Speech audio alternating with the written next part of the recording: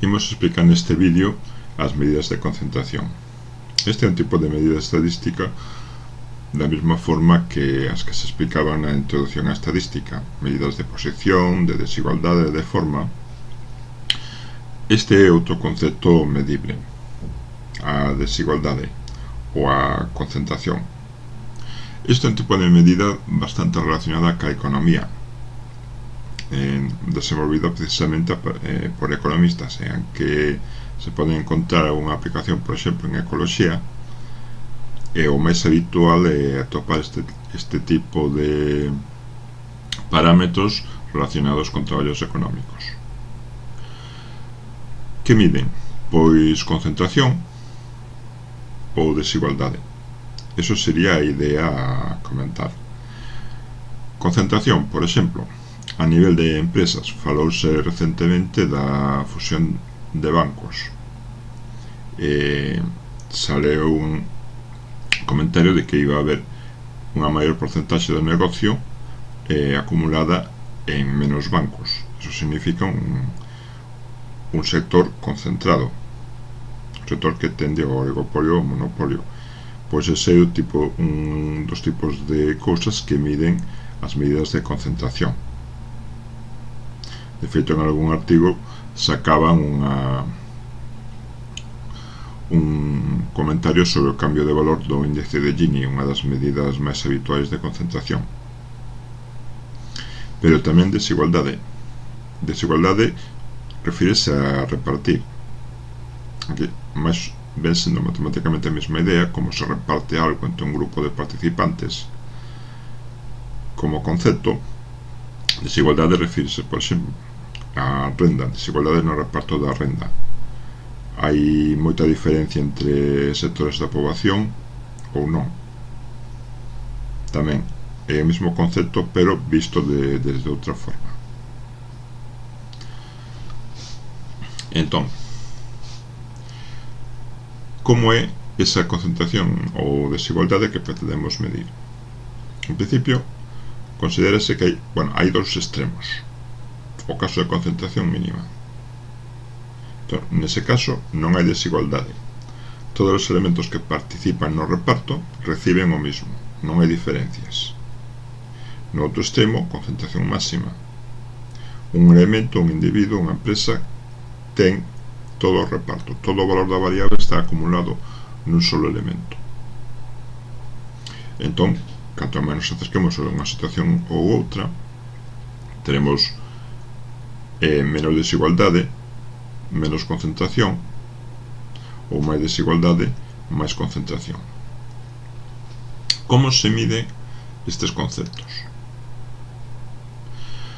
Medidas simples e bastante eficaces. Os ratios. Dos ratios típicos: 20-20, 10-10. Que significa? O ratio 20-20 é o número de veces que o valor que separa o 20% que máis recibe contén o valor que separa o 20% que menos recibe. Digamos, oitavo decil entre segundo decil, 80 percentil entre 20 percentil. O oitavo decil marca a separación do 20% superior con respecto ao 80% inferior. Decil 20, o mismo, separa o 80 superior do 20 inferior. O número de veces que un contén a outro é o ratio 20-20. Claro, cantas máis veces o conteña, máis concentración, máis desigualdade. Canto menos o conteña, menos desigualdade. Ratio 10-10, o mismo, pero en vez de 20%, 10%. Decil 9, decil 1. Decil 9 é o valor que separa o 10% superior do 90% que recibe menos. Decil 1, valor que separa o 90% que recibe máis do 10% que recibe menos. O cociente é o ratio 10-10. Outro ratio, que uso con nome propio, ratio de Palma, que se basa nas ideas dun economista chileno. Ratio 10-40. Divide o noveno decil entre o cuarto decil. O número de veces que o 10% que máis recibe contén o valor que separa o 40% que menos recibe. A idea, bueno, as ideas de Palma nas que producen este ratio din que o 50% que está entre o 40% menor e o 10% superior reciben unha cantidade, reciben a metade da renda de forma bastante estable a través dos países, que a desigualdade reflexase precisamente no 10% superior e no 40% inferior. Entón, comparando simplemente as cifras que separan esas dúas cantidades, temos un ratio para ver a desigualdade.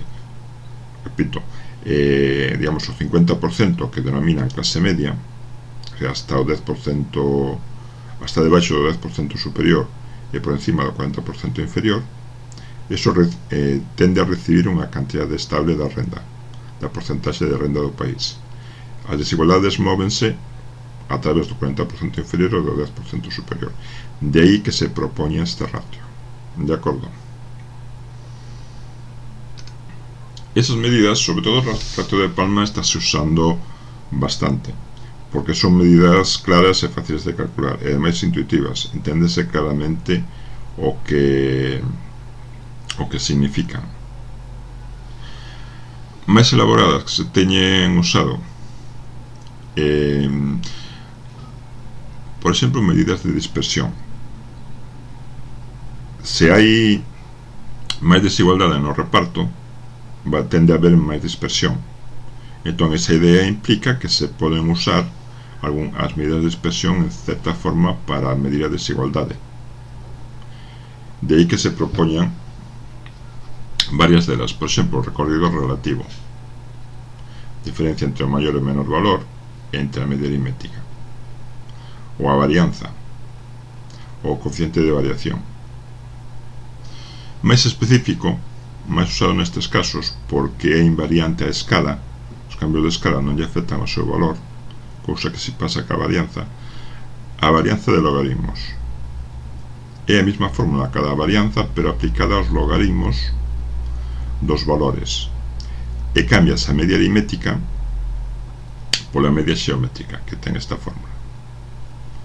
Entón, varianza de logaritmos, unha medida de dispersión, pero que se tende a usar máis para concentración, por as súas particularidades.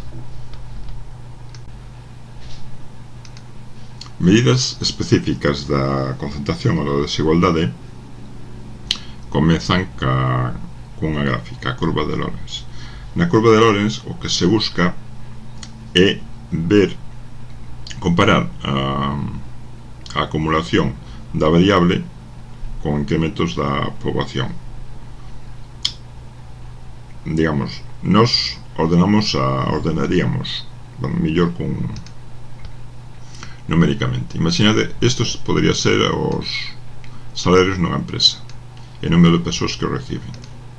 Ordenándoos de menor a maior, nós teríamos que 4 persoas reciben 700 euros cada unha, 6, 900, etc. Ben, entón, imos traballar con dúas cousas. Por un lado, as frecuencias ou o número de persoas que hai en cada tramo, e por outro, a cantidad da variable, neste caso salarios, que recibe en total cada un dos tramos. Aquí, 4 persoas reciben 700 euros, en total 2.800. Aquí 6, 5.400, 7, 7.700, etc. Comparando a evolución destas dúas columnas, é como a curva de Lorenz intenta analizar a maior ou menor concentración ou desigualdade nunha variable. Porque comezamos, o primeiro grupo recibe solo 2.800. O que se fai habitualmente é, primeiro, traballar cos valores acumulados e en particular cas súas porcentaxes. Estes 4 que reciben en total 2.800 son o 19% da poboación ou do grupo e reciben o 11% do valor da variable. Entón, vai ocorrir que ao comenzar a curva que representa estas porcentaxes vai ocurrir que aumenta máis rápido P no eixo das X que Q no eixo das X. Entón, iso vai producir unha separación da diagonal. A medida que avanza, o segundo grupo recibe en porcentaxe algo máis, acercase máis ao valor do que recibe a proporción que lle corresponde da poboación. Aínda así, sigue apartándose. Vai aumentando a proporción do que recibe cada un dos grupos hasta que entre os grupos que máis reciben comeza xa a volver a diagonal, porque ao final este punto significa que o 100% da poboación recibe o 100% do valor da variable, pero está repartido comenzando de menor a maior. Vai se producir unha diferencia con respecto á diagonal, porque avanzan a estas velocidades. Repito, trátase de ir anotando a porcentaxe a que se acumula a poboación e a porcentaxe a que se acumula o valor que reciben da variable, comenzando polos que reciben menos. Isto é o que se denomina curva de Lorenz. Que pasa nos casos de concentración mínima e concentración máxima? Na concentración mínima, a curva de Lorenz coincide ca diagonal, mentres que na concentración máxima coincide co eixo das X. Podese ver simplemente simulando aquí. Concentración mínima, todos reciben o mismo. Poñamos un número breve. Coincide a diagonal ca curva. Entón, canto máis se acerca a curva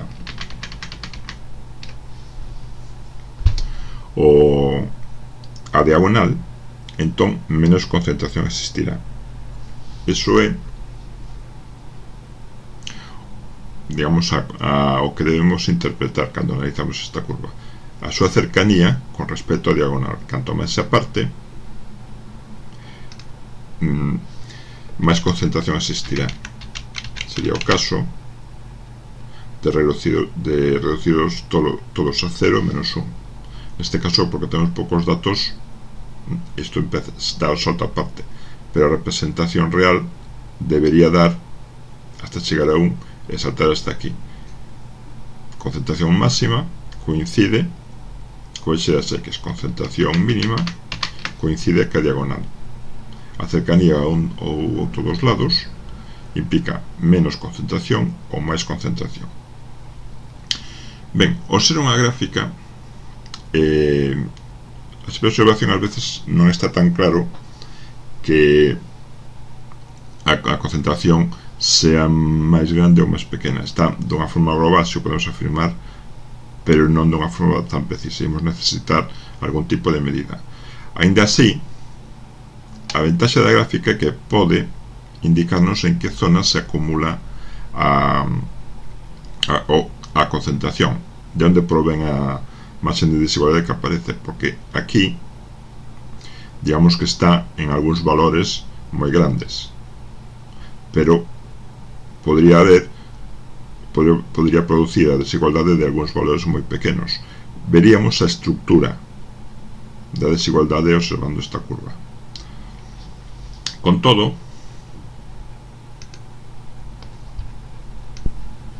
o habitual é dar unha medida, un resumen, algún tipo de cálculo, e o máis asociado á curva de Lorenz é o índice de Gini. Obviamente o índice de Gini é un resumen da situación, e como todos os resúmenes da situación, como a propia medida aritmética, oculta cosas específicas, e de aí van a aparecer algúns dos seus defectos. Por exemplo, soese comentar que non detecta ben os cambios na clase media, pero detecta pouco os cambios na clase alta ou na clase baixa con respecto á concentración. Entón, independentemente deses fallos, sigue sendo unha medida moi utilizada dentro da concentración. e incluso está saltando a outras áreas da análise de datos. En algúns métodos de deep learning están usando o índice de Gini, que é toda unha novedade. Sen embargo, nas propias medidas de concentración empeza a ser sustituída polo ratio de Palma, empeza a ser máis popular, ou empeza a facerse unha certa competencia con el. Ainda así, verédelo en todas partes. É tan simple como ir a Wikipedia. Ir a Wikipedia é comprobar que dispoñen dun mapa mundi na que aparecen os índices de Gini, cousa que non é tan rara atopar por aí. Sigue sendo a medida tremendamente popular, a que entre os economistas, entre os académicos, empeza a destacar o ratio de Palma. Ben, que é o índice de Gini? O índice de Gini está relacionado ca curva de Lorenz. Vai ser a relación entre a área que encerra a curva de Lorenz e a diagonal e a área deste triángulo. Está claro, menos concentración vai reducir esta área, vai reducir o índice de Gini. Máis concentración vai aumentar esta área, vai aumentar o índice de Gini. Ese é o concepto. Esta área encerrada nesta zona. Matemáticamente, como se expresa? Pois realmente hai varias formas de expresalo.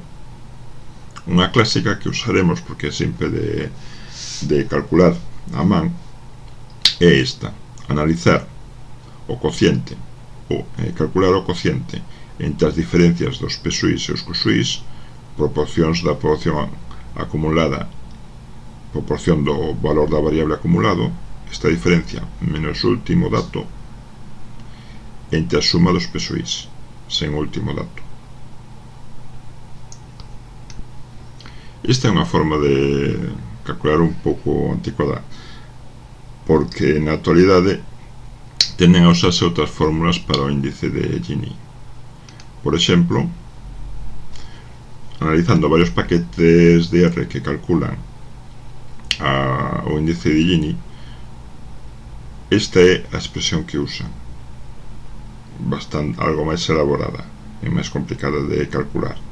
X e Y serían os valores da variable, as rendas individuales sen frecuencias. Incluso hai outras varias propostas, aunque esta parece ser a preferida dos estadísticos que fan os paquetes de R. Por que hai tanta variedade? Simplemente pensar na definición. Defines o índice de Gini como a área que encerra entre a diagonal e esta curva. Vale, esa área é unha integral. Sen embargo, cando a calculamos usamos valores discretos, por lo tanto son aproximacións. As distintas fórmulas que aparecen son distintas formas de aproximación. De aí que haxa tanta variedade, nas propostas. De todas formas, parece ser unha alternativa bastante usada a nivel académico. De todas formas, para calcular lo habitual hai que usar algún tipo de paquete estadístico, a non ser que sean moi poucos valores. Entonces é o que escolle o tipo de fórmula que queres usar. Ben, seguindo co índice de Gini e co seu cálculo, realmente hai que facer as mesmas operacións que se fan para dibuixar a curva de Lorenz. De feito, co mesmo exemplo que usei antes, calcularíamos tamén os PSUIs e os QSUIs. Primeiro, ordenando os datos de menor a maior según os seus ingresos, e o que necesitamos é manexar estas dúas columnas: as frecuencias de cada tramo e a cantidade que recibe en total cada un dos tramos. A cantidade é o produto do valor pola frecuencia. Despois calculanse os acumulados. N maiúsculo é a suma de todas as frecuencias hasta n. O mesmo para os totais acumulados, suma de todos os valores recibidos dos tramos hasta chegar a ese punto. Eso transformase en porcentaxe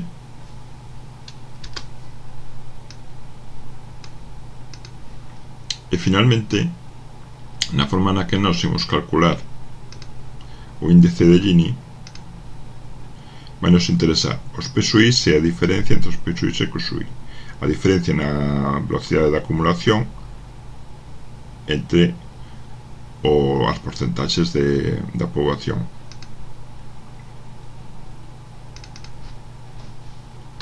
Excepto o último valor, porque no último valor sempre a diferencia é cero. O 100% da poboación recibe o 100% do valor. Calculamos as diferencias, sumámolas, e o índice de Gini non é máis que o cociente entre a suma destes valores e a suma das P's.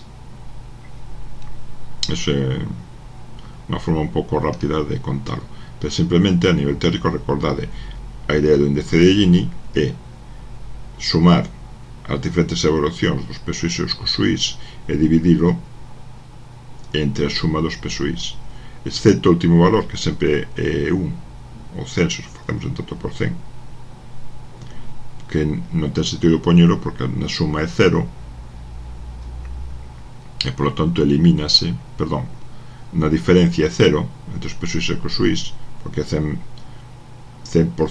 da poboación acumulando o 100% do valor e elimínase do cálculo.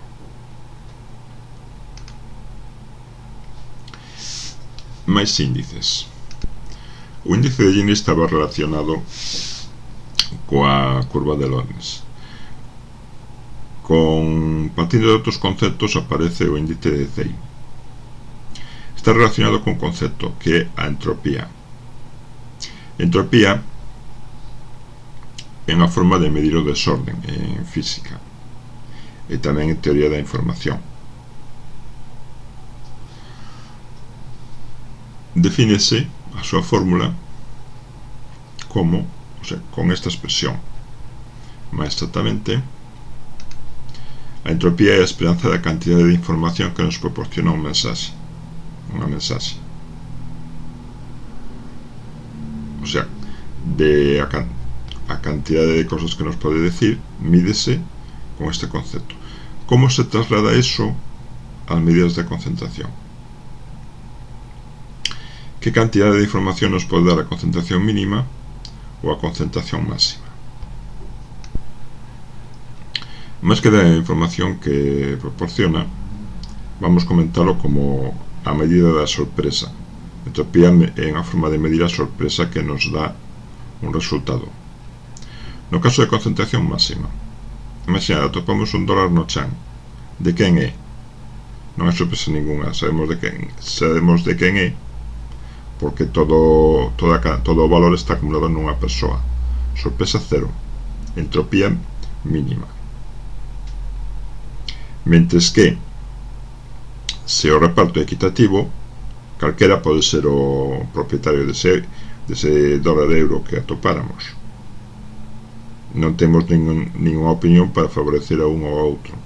É a entropía máxima, o valor de entropía máxima. O valor de entropía máxima é logaritmo neperiano do número de datos. Entón teríamos unha forma de describir a concentración como sorpresa, como medida da sorpresa que nos dá un resultado. Vale, pero claro, concentración máxima 0 non é o óptimo. O óptimo sería, a hora de interpretar, o óptimo sería que a concentración mínima fose 0. E aí que o índice proposto por Theil, ou un deles, porque ten varios, este sería o T de Theil, é a diferencia entre o logaritmo neperiano do número de datos, a máxima entropía posible para eses datos, menos o índice de entropía. Neste caso, en concentración máxima, o índice de entropía é 0, non hai sorpresa, o índice pasa a valer o logaritmo neperiano de n. E ao revés, en concentración mínima, o índice de Theil vale 0. Entón, para o cálculo do índice de Theil, temos que calcular a entropía. E, usando esta fórmula, necesitamos un valor SUI que o valor da variable, da renda, do ingreso, o que sea, entre o número total de individuos que participan, o número de datos. Esa porcentaxe é que se usa para calcular a entropía. De todas formas, existe unha fórmula equivalente a partir dos valores, sean ingresos, rendas, o que sea. Esta forma de calcular o índice de Theil é equivalente a esta. Aquí temos as X, os valores, mentres que aquí temos as porcentaxes que lle corresponde a cada individuo no valor total. Equivalentes, pero usando as frecuencias.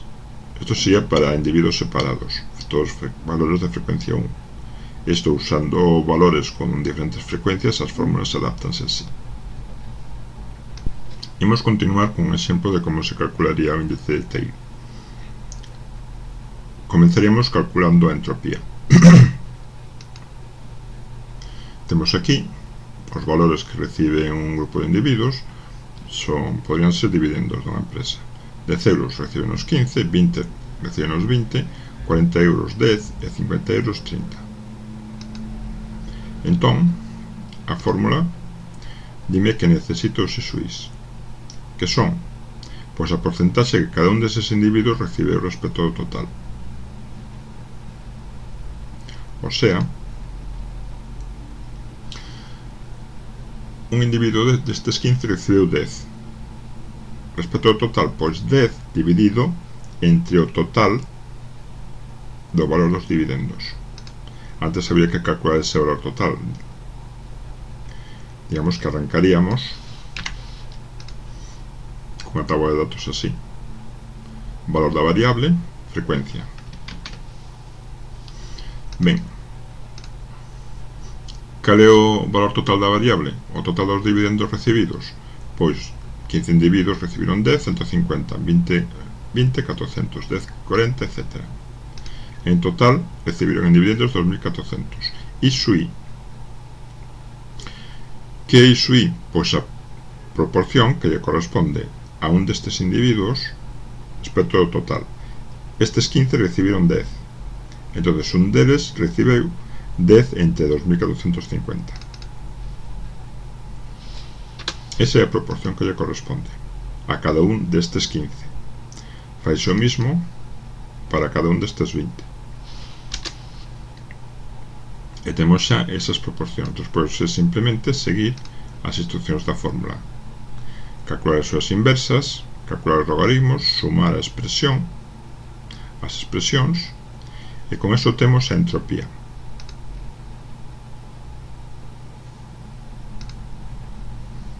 Ben, calculamos o valor máximo que podría ter a entropía para estes datos, logaritmo neperiano do número de individuos, e o valor de T será a diferencia. Entón, esta sería a forma de calcularlo usando esta fórmula, a que considera que as frecuencias poden ser distintas de 1. Ben, entón temos o índice de Gini, temos a forma en que se calcula, e simplemente recordar, en realidade hai diferentes índices de Gini. Non estamos usando este, pero según se modifica un parámetro dá lugar a outras posibilidades.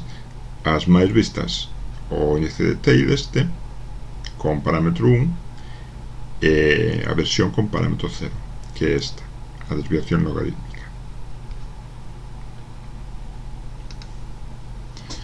Outra posibilidade interesante do índice de Gini, do índice de Theil, que habitualmente non teña o índice de Gini hasta versións máis modernas, é a súa descomposición.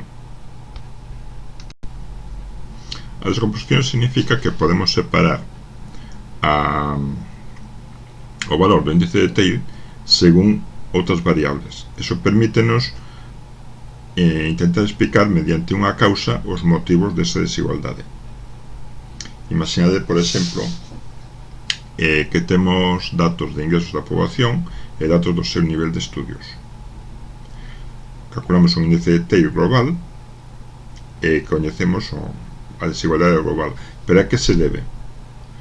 Porque se supón que diferentes niveles de ingresos diferentes niveles de estudio producen diferentes niveles de ingreso. Entón aí xa temos un motivo para explicar a desigualdade. Ben, iso pode facer usando o índice de TEIL, porque nos permite separar, por un lado,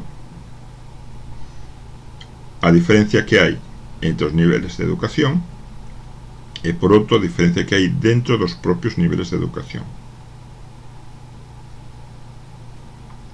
Eso sería desigualdade entre grupos, TSUE,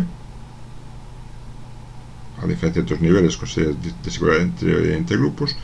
Para isto estaremos suponiendo que todos os individuos dentro de cada grupo teñen o mismo nivel de ingreso, o mismo nivel da variable. Despois calcularíamos por separado o índice de TEIL para cada grupo. Desigualdade intragrupos, dentro dos grupos. Entonces, TSUE é a desigualdade explicada por factor, no noso exemplo por diferencia no nivel de educación, mentres que a desigualdade intragrupos é a parte que non explica o factor. Desta forma, separando a desigualdade en dúas partes, podemos medir hasta que punto as diferencias que hai nesa variable se deben ao noso factor. Para o exemplo, as diferencias que hai entre os ingresos se deben ao nivel de educación, separado das partes que quedan sen explicar nesa desigualdade. Como se calcularía esta descomposición? Vexamos un exemplo. Temos aquí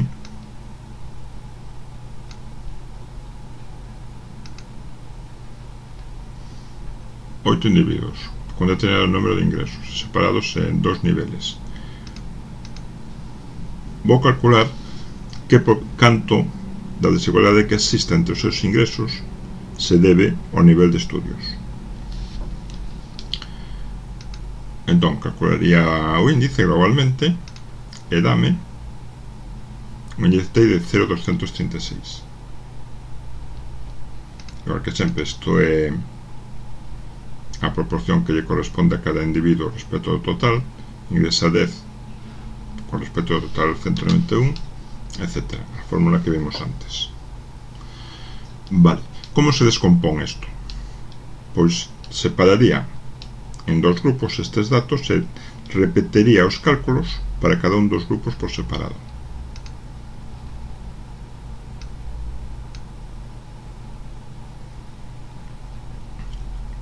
O índice de TEIL para os de primaria 0,016, moito máis baixo que a global, e o índice para os de secundaria 0,067, tamén máis baixo que a global. Que se ve aquí? Vese que todo o índice de TEIL, que era 0,23, se separamos por grupos, dentro de cada grupo a diferencia é moi pequena.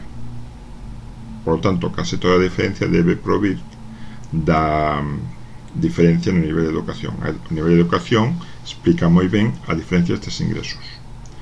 De feito, podese calcular. Isto sería esta parte, os índices de TEIL para cada un dos grupos. Faltame o índice de TEIL entre grupos, a diferencia existente entre os niveles. Eso faise supoñendo cada grupo como un solo individuo, con ingreso total, o total do que lle corresponde. 40 unidades os de primaria, 151 os de secundaria.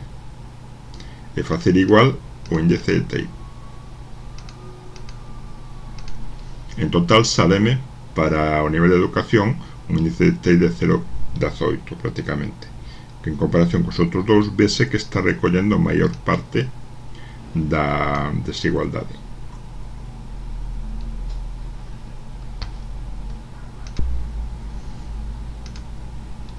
Con isto teríamos a descomposición feita. Primeiro fixemos os índices separados por cada nivel de estudios que recollemos que era unha desigualdade moi baixa dentro de cada nivel, e despois a diferencia, a desigualdade entre os distintos niveis. Para o noso exemplo, a nivel de educación producía unha desigualdade moi grande entre os individuos. Causaba a maior parte da diferencia deses valores. Ben, outro tipo de medidas son as do tipo índice de Atkinson. Na hora de elaborar medidas de desigualdade, pénsase que o valor da desigualdade, digamos, ou a aversión á desigualdade, a expresión máis correcta, pode variar en función das características da sociedade. As sociedades que les dan máis iguales, sociedades que les dan menos, que se importan máis as situacións de desigualdade. Entón, este índice propón construirse usando un parámetro, un éxilon, que mide ou indica a aversión á desigualdade. Canto máis grande é, menos lle gusta a desigualdade da sociedade. Entonces máis se valora no índice de Atkinson. Prímase ese aspecto, pero pode ser regular. Cando ese valor de éxilon é igual a 1, a concentración mínima coincide co índice de Gini é 0 e a máxima coincide 1.